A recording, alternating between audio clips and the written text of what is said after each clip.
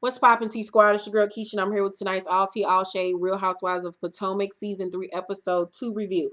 So we start off tonight's episode with Monique. She has Karen over to her home so she can see all of the things that she's done in her house. It looks cute. It's kind of like giving me Z Gallery mixed with Cabin in the Sky.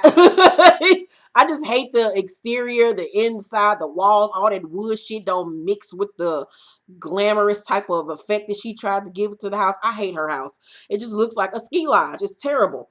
Karen pulls up in a new motherfucking Jaguar, bitch, in a pink jumpsuit, like she about to just be at NASCAR flipping the flag and shit. I'm like, Karen, girl, if you sit your old ass down somewhere. Karen has obviously lost weight. You know, she got rid of her implants or whatever. She looks a lot better shape wise. Can't do shit for that face. Gizelle goes over to Robyn's house to see her. She tells Gizelle that they're moving to a different townhouse, but in the same complex. So basically, she moving right around the corner. I don't really see what's the point, but it ain't my money. Monique asks Karen,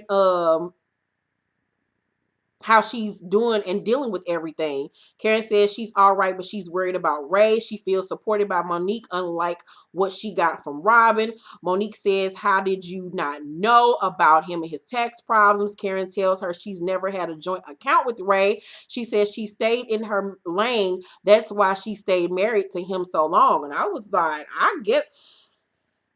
I mean, I've heard of married couples to have their own separate accounts and then a joint account, but never having y'all money mixed up together at all. I don't really believe Karen. I think Karen is lying her ass off. Karen is lying her fucking ass off, but whatever. Um, so Robyn recaps her conversation with Karen to Gizelle. Karen says, I wanted to fuck Robyn up for telling me she told y'all everything. That's what she tells Monique.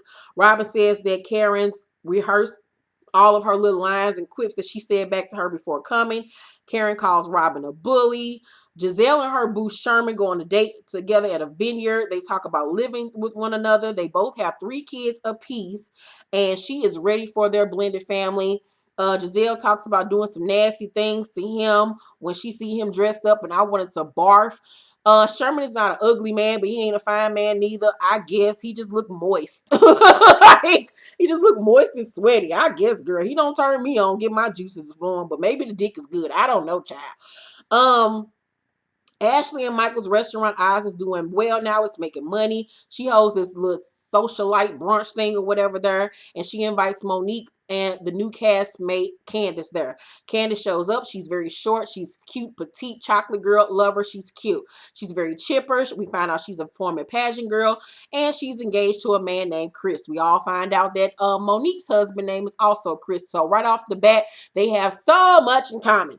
Uh, um, I peeped though too in Monique's green screen in her confessional that she got some new titties. Them motherfuckers are sitting up like alarm clocks, bitch. I was like, all right, girl. She tells Ashley that Karen got a new car, and Ashley wonders how she's being sued for $3 million in back taxes and buying new cars and paying 10 G's a month for her house. $10,000 a month in rent, bitch. Girl. You know what you can do with $10,000 a month, girl? Ain't no way in here I've been about that damn or been leasing or renting that damn house, paying all that money just to keep up with the Joneses and try to prove that I got all this damn money. Bitch, please, ain't no way in here. So Monique and Candiace have a lot in common. They both were friends with their mates before dating. Both their husband names are Chris. Candiace sings, Monique raps. They both have college shit in common with one another. So they just like long lost twins, like Latias and Tamaras. So Monique tells her that they have some fake proper girls in the group, including herself. And I was like, okay, come out with the shade, Monique. Karen tells Gizelle, Karen calls Gizelle and all the other girls to invite them to a press conference, child, so they can discuss all the tea that's been spilled about her tax situation. Candiace and her white man, Chris, go for drinks. We found out that they met when they worked together at a restaurant. He was the man and she was the hostess. And so all I took away from that is that y'all ain't got no money. So I just want to know how the hell y'all on the show. We thought that Robyn was supposed to be the broke one, but it looked like them niggas is the broke one. So on the scale of white man fine, he like a 5. Like he just looked pale and just like sickly. He looked like a better version of Michael. but he ain't that cute neither. He just looked pasty. I wasn't feeling him. Like, if you gonna get a white man, at least that'll be fine. And she not no ugly black woman, so I felt like she could have did better on a scale of white men, but whatever. Maybe his dick is good and I just don't know what the fuck I'm talking about. So let me shut the fuck up. He's been married before and he has 3 kids by 2 different women. I was like, all right, girl. The dick must be fabulous. So it's the day of Karen's press conference, and she has this guy named Matt there who she claims is a part of her management team. But then we find out later that nigga just her assistant. Karen's whole life is a lie. Like, her face is a lie. Her everything is a lie. Gizelle and Robyn are getting ready, and Gizelle made up some shirts that say "God bless the Hugers" and hashtag tax reform written on them. Nigga, I hollered. Giselle, you a mess. I don't understand how you was ever a preacher's wife, because you are a mess. Ashley shows up first. Mind you, Karen has on an army fatigue jumpsuit, looking like she's straight off the Destiny Child survival video shoot. I'm like, ugly Tina Nose. Stop it with the foolishness. You look a mess. Body banging, but you look a mess. That hair was a mess. That outfit was a mess. Just looked cheap and tawdry. They had the nerve to slap on a Gucci belt with that and make it look better. Girl, bye. Monique and Gizelle and Robyn show up. Only Gizelle has on the shirt. Karen immediately sees what the shirt says and like, okay, bitch, I catch the shade, but whatever. She ain't see the back of that damn shirt though. Karen says she was very hurt by some of the comments that have been made, and that if they start ganging up on her, she'll end the meeting. I'm like, bitch, who are you? You ain't Obama, bitch. Girl, sit down. You ain't Matthew Doze, bitch. So Monique says that she doesn't want to eat because she hungry. She thought they was about to get some food, and all Karen had for them hoes was some water and peanuts, bitch. As a matter of fact, I want some peanuts right now. Nobody knows who Matt is and want to know where the fuck he came from. Nobody believes that he and Karen have been friends for 12 years because the nigga look like he 22, which means that she been knowing this nigga since he was like 12. Girl, bye.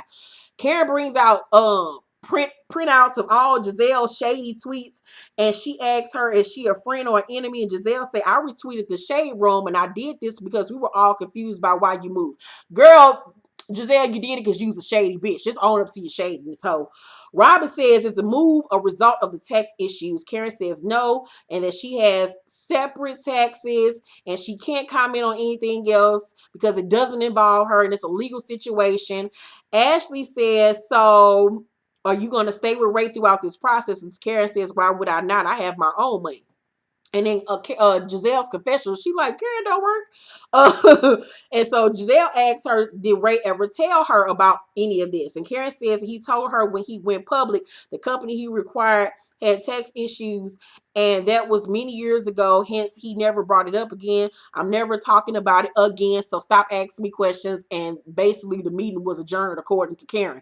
Ashley says, I just got one quick question. Are you being indicted? And that pissed Karen off, honey. Karen turned into the Wicked Witch of the West. She said, is Michael being indicted for his dick swinging across Instagram? And I was like, whoa, wait a minute, sir. Left turn, flag on the play. What the fuck? Huh? I ain't know nothing about this. What you talking about, girl? So Ashley is flushed like, no, this bitch didn't. And Ashley says, was that in the Washington Post? No. So I'm asking you a simple question so you can get your finger out of my face. Because Karen had her finger all in her face and shit. So in Karen confessional, she says, I don't believe everything I read. So if I did, I would believe that Michael is off meeting people over in London through Grindr. And so the shady producers started bringing up all these blog clippings and newspaper clippings of Michael allegedly meeting men off Grindr to smash. And then they showed the picture of that he took naked that he sent to somebody. And I was like, oh, we always knew it was something slimy about Michael. I can so see him getting dicked in his ass. He don't look like he like pussy at all with his old nasty looking ass. I'm like, yeah, girl, Ashley, you are in this strictly for the motherfucking paper, bitch. Because ain't no way in hell I still be married to that nigga. Because why is your dick on the gram, sir? With your old ass. Karen says she files her taxes separate and they need to mind their business because she done with the conversation. Ashley says she doesn't believe Karen is being truthful. Karen is being very defensive, child. Monique says, how can we defend you when we don't know we're defending? Karen stands up and says, let me talk. Let me talk. She says they're all ganging up on her. And then the episode ends with Gizelle asking her, is Ray being indicted, child? Girl, this is a mess. Karen is over there living a whole motherfucking lie. She don't know what the truth And what fake is in reality. I don't even know what the fuck I'm saying, but it's a lie.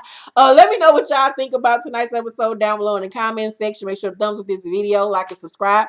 And I love you guys, and I will see you tomorrow for my Love and Hip Hop Atlanta review.